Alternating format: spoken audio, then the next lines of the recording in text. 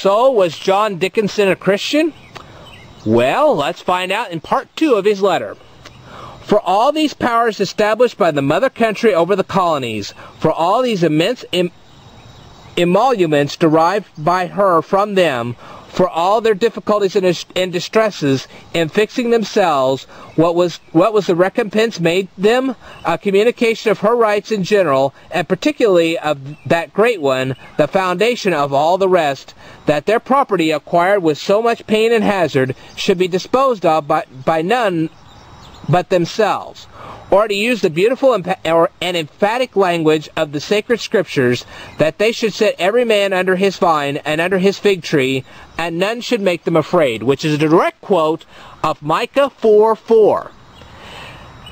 John Witherspoon is actually quoting a scripture from the Bible to justify his position on this subject.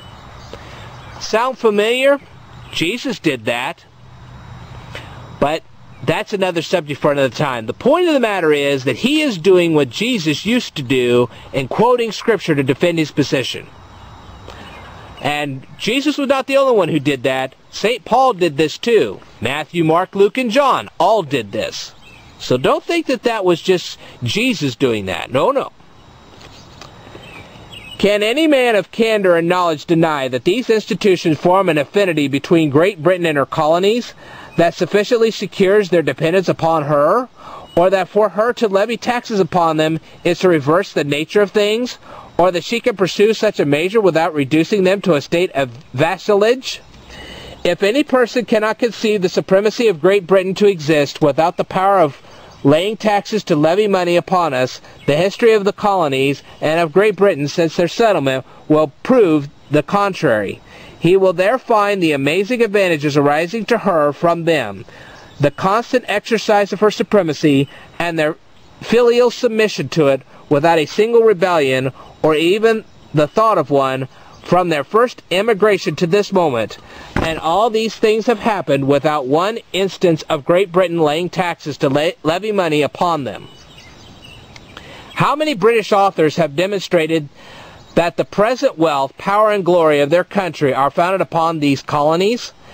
As constantly as streams tend to the ocean, have they been pouring the fruits of all their labors into their mother's lap. Good heaven! And shall a total oblivion of former tendernesses and blessings be spread over the minds of a good and wise nation by the sordid arts of intriguing men who, covering their selfish projects under pretenses of public good, first enrage their countrymen into a frenzy of passion, and then advance their own influence and interest by gratifying the passion which they themselves have basically excited? Hitherto Great Britain has been contented with her prosperity. Moderation has been the rule of her conduct. But now a general humane people that so often has protected the liberty of strangers is inflamed into an attempt to tear a privilege from her own children, which, if executed, must, in their opinion, sink them into slaves. And for what?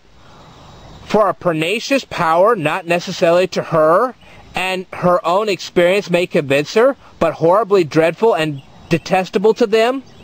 It seems extremely probable that when cool, dispassionate posterity shall consider the affectionate intercourse, the reciprocal benefits, and the unsuspecting confidence that have subsisted between the colonies and their parent country for such a length of time, they will execrate with the bitterest curses the infamous memory of those men whose pestilential ambition unnecessarily, wantonly, cruelly first opened the forces of civil discord between them, first turned their love into jealousy, and first taught these provinces, filled with grief and anxiety,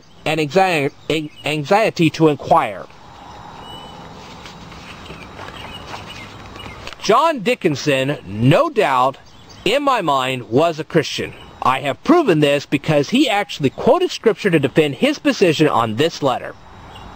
That's all I need for proof.